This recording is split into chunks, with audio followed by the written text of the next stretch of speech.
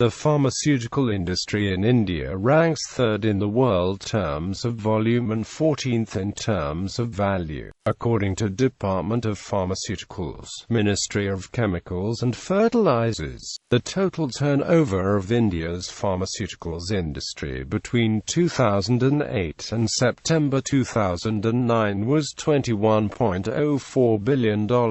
Hyderabad, Mumbai, Bangalore and Ahmedabad are the major pharmaceutical hubs of India. The domestic market was worth $13.8 billion in 2013. The government started to encourage the growth of drug manufacturing by Indian companies in the early 1960s, and with the Patents Act in 1970. However, economic liberalization in the 90s by the former Prime Minister P.V. Narasimha Rao and the then Finance Minister, Dr. Manmohan Singh, enabled the industry to become what it is today. This Patent Act removed composition patents from food and drugs, and though it kept process patents, these were shortened to a period of 5 to 7 years. The lack of patent protection made the Indian market undesirable to the multinational companies that had dominated the market. Whilst the multinationals streamed out, Indian companies carved a niche in both the Indian and world markets with their expertise in reverse engineering new processes for manufacturing drugs at low costs. Although some of the larger companies have taken baby steps towards drug innovation, the industry as a whole has been following this business model until the present. India's biopharmaceutical industry clocked a 17% growth with revenues of Rs. 137 billion in the 2009-10 financial year of the previous fiscal. Biopharma was the biggest contributor, generating 60% of the industry's growth at Rs. 8,829 crore, followed by bioservices at Rs. 2,639 crore and bioagri at Rs. 1,936 crore. Overview. The number of purely Indian pharma companies is fairly low. Indian pharma industry is mainly operated as well as controlled by dominant foreign companies having subsidiaries in India due to availability of cheap labor in India at low cost. In 2002, over 20,000 registered drug manufacturers in India sold $9 billion worth of formulations and bulk drugs. 85% of these formulations were sold in India, while over 60% of the bulk drugs were exported, mostly to the United States and Russia. Most of the players in the market are small to medium enterprises. 250 of the largest companies control 70% of the Indian market. Thanks to the 1970 Patent Act, multinationals represent only 35% of the market, down from 70% 30 years ago. Most pharma companies operating in India, even the multinationals, employ Indians almost exclusively from the lowest ranks to high-level management. Homegrown pharmaceuticals, like many other businesses in India, are often a mix of public and private enterprise. In terms of the global market, India currently holds a modest 1 to 2% share, but it has been growing at approximately 10% per year. India gained its foothold on the global scene with its innovatively engineered generic drugs and active pharmaceutical ingredients, and it is now seeking to become a major player in outsourced clinical research as well as contract manufacturing and research. There are 74 US FDA-approved manufacturing facilities in India, more than in any other country outside the US, and in 2005, almost 20% of all abbreviated new drug applications to the FDA are expected to be filed by Indian companies. Growth in other fields notwithstanding, generics are still a large part of the picture. London research company Global Insight estimates that India's share of the global generics market will have risen from 4% to 33% by 2007. The Indian pharmaceutical industry has become the third largest producer in the world and is poised to grow into an industry of $20 billion in 2015 from the current turnover of $12 billion. Exports of pharmaceuticals products from India increased from $6.23 billion in 2006-07 to $8.7 billion in 2008-09, a combined annual growth rate of 21.25%. Some of the major pharmaceutical firms include Sun Pharmaceutical, Cadila Healthcare and Piramal Enterprises. India exported $11.7 billion worth of pharmaceuticals in 2014.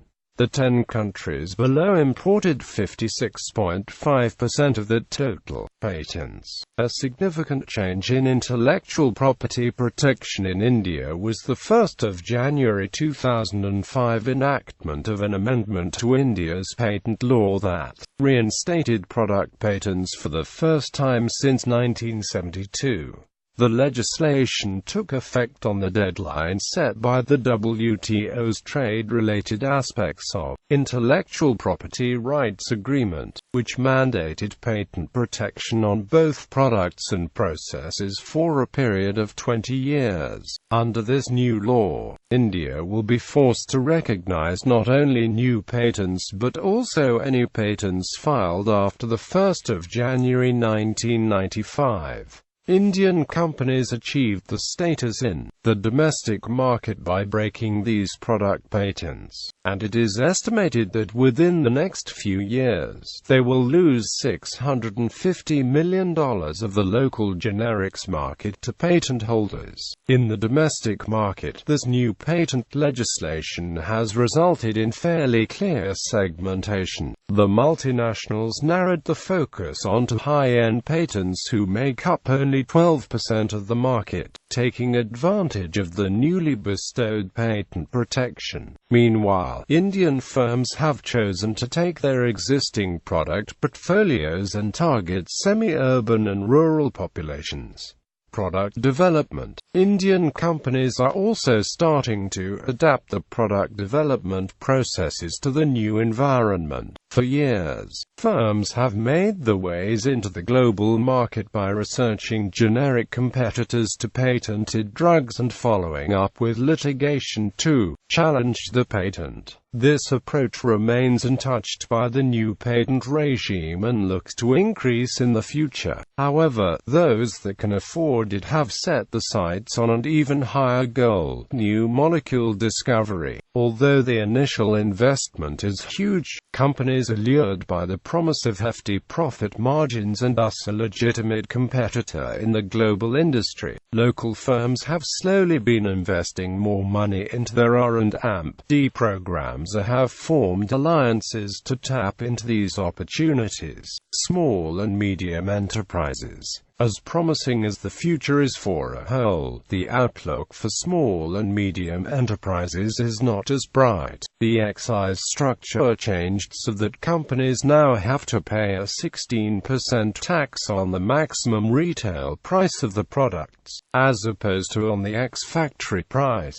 Consequently, larger companies cut back on outsourcing and what business is left shifted to companies with facilities in the 4 tax-free states: Himachal Pradesh, Jammu and Kashmir, Uttarakhand, and Jharkhand. Consequently, a large number of pharmaceutical manufacturers shifted the plant to these states, as it became almost impossible to continue operating in non-tax-free zones. But in a matter of a couple of years, the excise duty was revised on 2 occasions. First it was reduced to 8% and then to 4%. As a result, the benefits of shifting to a tax-free zone was negated. This resulted in factories in the tax-free zones to start up third-party manufacturing. Under this, these factories produced goods under the brand names of other parties on job-work basis. As SMEs wrestled with the tax structure, they were also scrambling to meet the 1st of July deadline for compliance with the revised Schedule M good manufacturing practices. While this should be beneficial to consumers and the industry at large, SMEs have been finding it difficult to find the funds to upgrade the manufacturing plants, resulting in the closure of many facilities. Others invested the money to bring the facilities to compliance, but these operations were located in non-tax-free states, making it difficult to compete in the wake of the new excise tax. Largest companies, sales, marketing, and business. Multinational pharmaceutical companies ranked as per active presence of sales, marketing and business in India. Publicly traded pharmaceuticals. Biotech. Relation between pharma and biotech. Unlike in other countries, the difference between biotechnology and pharmaceuticals remains fairly defined in India, with biotech a much smaller part of the economy. India accounted for 2% of the $41 billion global biotech market, and in 2003 was ranked 3rd in the Asia-Pacific region and 13th in the world in number of biotech. In 2004-05, the Indian biotech industry saw its revenues grow 37% to $1.1 billion. The Indian biotech market is dominated by biopharmaceuticals. 76% of 2004-05 revenues came from biopharmaceuticals, which saw 30% growth last year. Of the revenues from biopharmaceuticals, vaccines led the way, comprising 47% of sales. Biologics and large molecule drugs tend to be more expensive than small molecule drugs, and India hopes to sweep the market in biogenerics and contract manufacturing as drugs go off patent and Indian companies upgrade their manufacturing capabilities.